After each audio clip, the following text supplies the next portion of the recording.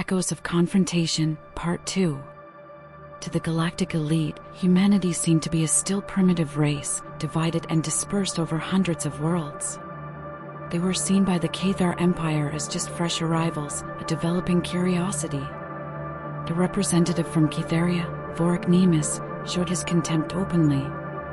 He saw mankind as a dispersed race with primitive technology that was still scuttling between heavily armored ships and unstable reactors. Humans could hardly grasp fusion, he stated calmly, as Cathar expanded his influence beyond the Verdun Nebula. With all due respect to the Council, I think you're looking in the wrong place. The tension produced by the remarks was evident. Theron Valerai, Viralis' main counselor, answered sharply, her blue aura shimmering in a sign of alertness. Delegate Vorik, do you mean to propose direct intervention?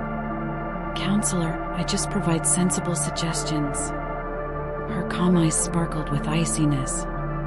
In hundreds of disordered planets, Cathar restored wealth and order. Maybe they simply need guidance. It was obvious what was implied. And with the precision of a holy covenant, Theron replied, any hostile act directed at mankind will be deemed a breach of the Adderkel Treaty. We have already seen what occurs when you undervalue these individuals. Vorik just bowed his head slightly, a Catharian gesture that was midway between contempt and awe. He left a trail of tension and whispers in the echoes of the gathering as he quietly left the room.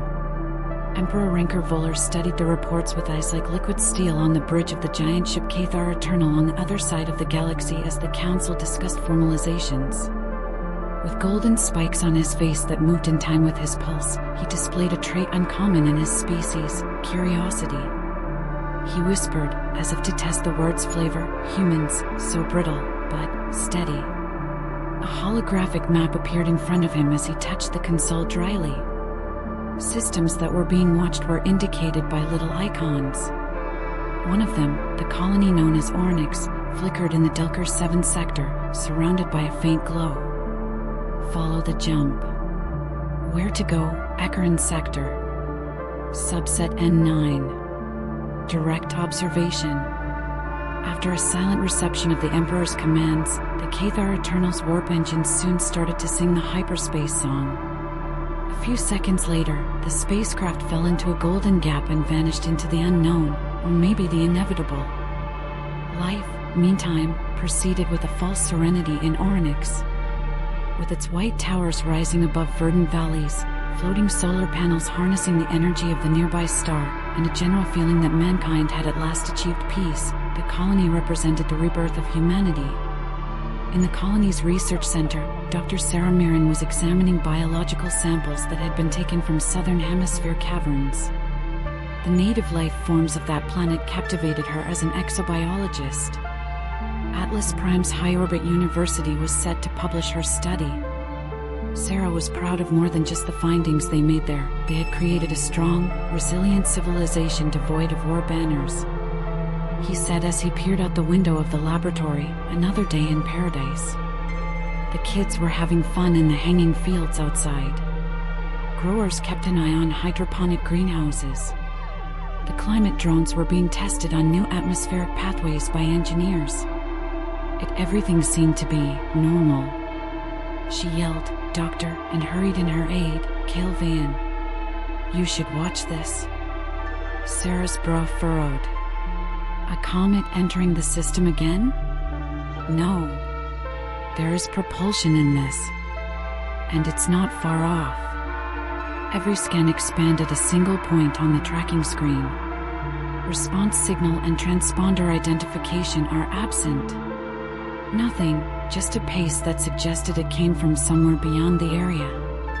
Silent alarms sounded on the command bridge of the colony. Drones on defense positioned themselves. Still, no warning, no diplomatic procedure, no communication. Only the inevitable is coming. It was up in Ornyx's atmosphere when the first shadows appeared. Triangles that are weighty and black. Ships that are Catharian.